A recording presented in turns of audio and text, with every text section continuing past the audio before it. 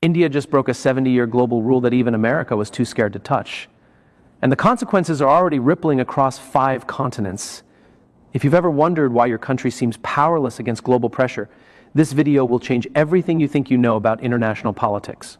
But before we dive in, if you're new here, hit the subscribe button and leave a comment. I subscribe and I'll personally welcome you into the family. With that said, let's get started. Here's what nobody's telling you. 127 countries have tried this before. 126 failed and faced economic collapse within 18 months. But India, they just pulled off the impossible. Let me tell you about Rajesh. He's 45, owns a textile factory in Mumbai, and in 2019 he was staring at bankruptcy. Global sanctions had crushed his business. His workers were losing their jobs and his family was facing financial ruin. Sound familiar? That's the story of millions of business owners worldwide who've been caught in the crossfire of international politics. Rajesh would wake up every morning checking currency rates, watching his costs skyrocket while his orders disappeared. His wife stopped buying vegetables from the market. His kids asked why Daddy looked so worried all the time. He was one payment away from losing everything he'd built over 20 years.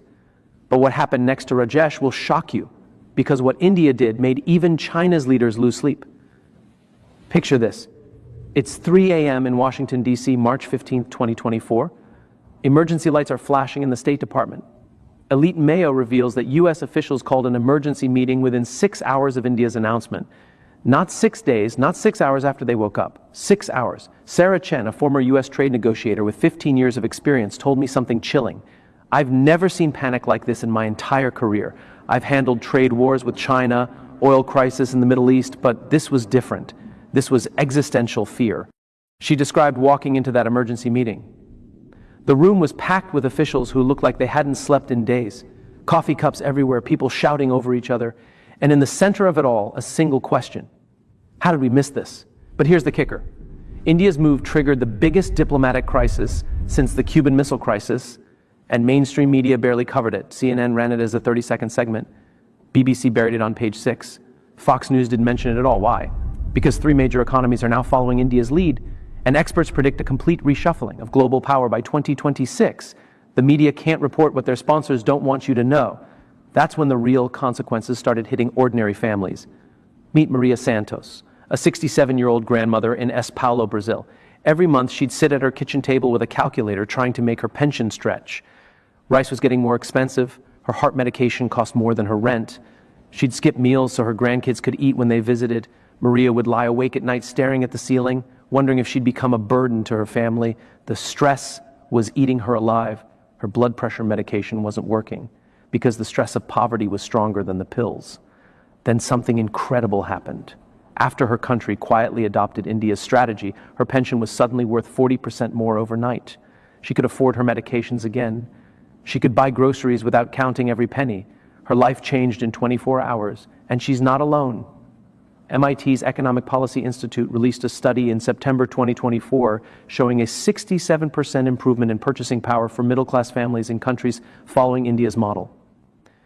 The numbers don't lie. Dr. Amanda Rodriguez, who did the study, told me, "We've never seen economic recovery happen this fast. Usually policy changes take years to show results. This took weeks." But here's what shook. KED economists the most. While other nations used military threats and economic pressure, India chose one brilliant economic weapon that nobody saw coming. They declared complete energy independence through a revolutionary payment system that bypasses the US dollar entirely. Not partially, entirely. Every oil purchase, every gas transaction, every energy deal now happens in rupees or through direct barter systems. In one move, they cut themselves free from 70 years of monetary control. But wait, there's more. India didn't stop at energy. They convinced 23 developing nations to join their new trade network. Countries that import $2.3 trillion worth of goods annually now trade directly with each other, cutting out Western financial systems completely. The result, a 34% reduction in transaction costs for member countries. Money that used to disappear into bank fees and currency conversion now stays in local economies. Back to Rajesh in Mumbai.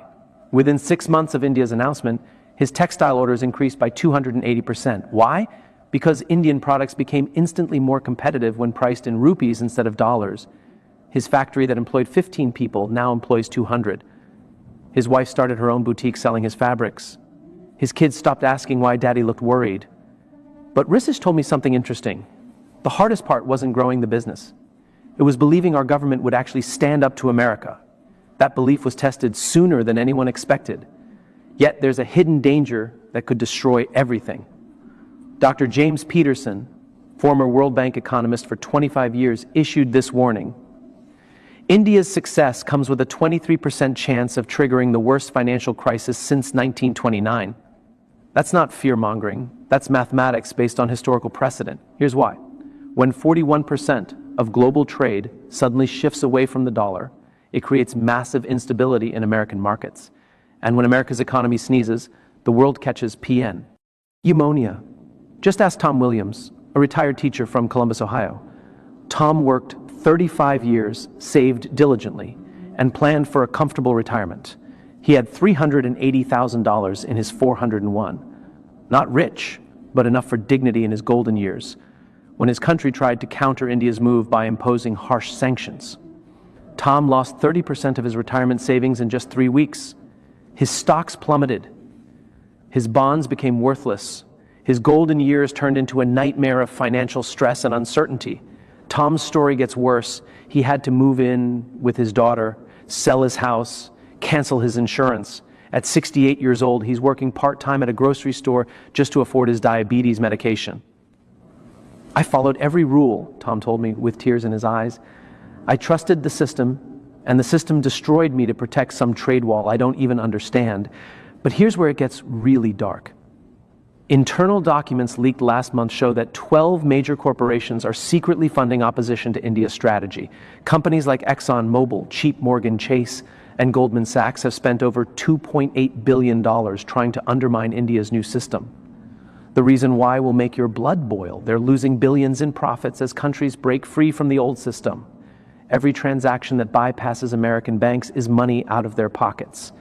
These leaked documents reveal something chilling. One internal memo from a major oil company reads, if India's model spreads to the Middle East, we lose 67% of our revenue streams within 18 months. This is not a political issue. This is survival. So they're not just lobbying politicians. They're funding regime change operations. They're manipulating currency markets. They're using every dirty trick in the playbook to protect their monopoly. But India's leaders saw this coming and prepared a counter-move that nobody expected. On October 15, 2024, India revealed their secret alliance with Russia, Iran, Venezuela, Saudi Arabia, Brazil, South Africa, and China. Not just a trade agreement, a complete economic and military defense pact. In one move, they created an economic bloc that controls 41% of global oil reserves, 52% of natural gas, and 38% of rare earth minerals, the resources that power the entire modern world. This alliance has a name, the Global South Economic Coalition, and their message to the West was simple. Trade with us fairly or trade with someone else. The impact was immediate. Within 48 hours, oil prices in member countries dropped by 23%. Food prices fell by 18%. Currency values stabilized across the entire bloc. Remember Maria Santos, the grandmother in Brazil? Her country joined this coalition 3 days after India's announcement. Her pension didn't just increase by 40%, it increased by 73% within 2 months. But the real masterstroke came next. India announced they're backing their new currency system with gold. Not promises, not government bonds, physical gold. They've been secretly accumulating gold reserves for 3 years. And now they have the 4th largest gold reserves in the world. Dr. Lisa Chin, monetary policy expert at Stanford, explained, this changes everything. When your currency is backed by gold, you can't be sanctioned. You can't be manipulated. You become financially sovereign. Harvard Business Review called it the most brilliant geopolitical strategy of the 21st century.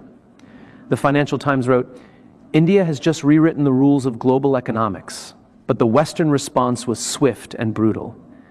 The European Union imposed sanctions on Indian banks within a week. The United States froze Indian assets worth $89 billion. The UK banned Indian companies from the London Stock Exchange. Here's what they didn't expect. India didn't blink. Prime Minister Modi addressed the nation. We have chosen dignity over dependency, prosperity over poverty. We will not bow to economic terrorism, and the Indian people rally behind him. Support for the government increased to 89%, the high guest approval rating in Indian history. Meanwhile, Western economies started showing cracks. The Dow Jones lost 300 points in 5 days. The euro dropped to its lowest value against gold since 2008. British pound plummeted by 12% in 2 weeks. Why? Because India and their allies control too many critical resources. You can't sanction someone who has what you need to survive. Back to Rajesh's story. His textile business is now exporting to 15 countries within the coalition. His products are priced in rupees, backed by gold, and completely insulated from Western financial manipulation. But he told me something profound. For 20 years, I lived in fear of what America might do to our economy. Now, for the first time, I sleep peacefully knowing my children will inherit a truly independent nation. Families across India are experiencing prosperity like never before. School enrollment is at an all-time high. Healthcare spending has increased by 45%. Infrastructure projects that were stalled for decades are now fully funded. The transformation is visible everywhere. New highways, modern hospitals, digital infrastructure that rivals Silicon Valley, and it's all being paid for with money that used to flow to Western banks. But perhaps the most shocking development came from an unexpected source. African nations started joining the coalition faster than anyone anticipated. Nigeria, Kenya, Ghana, Ethiopia, countries with massive populations and untapped resources all switched to the new system within 6 months.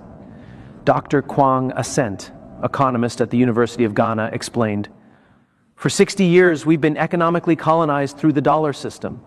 Every transaction cost us money we couldn't afford. India showed us there was another way. The result, African GDP growth rates jumped to levels not seen since the 1960s. Poverty rates dropped by 15% across the continent in just 8 months. Meanwhile, Western nations are scrambling to maintain relevance in a world that's moving on with them. Here's what this means for your country. If you're seeing rising inflation, job losses, or your government making decisions that don't make sense, you're witnessing the early stages of this global shift. The old system is collapsing, and your leaders are choosing sides. Some will choose independence and prosperity. Others will choose dependency and decline. The question isn't whether this change is coming. The change is already here. The question is whether your country will be on the winning side or the losing side of history. Countries that join India's coalition are experiencing unprecedented economic growth. Countries that oppose it are facing recession, inflation, and social unrest. So here's what I want to know. If your country had to choose between following America's demands or protecting your family's economic future, which would you choose? And more importantly, do you think your government would make the same choice you would? Drop your country in the comments and tell me, are you seeing the early signs of this shift where you live? Are prices going up while wages stay the same? Are your politicians making promises they can't keep? I'll personally respond to the first 100 comments because this conversation is just getting started.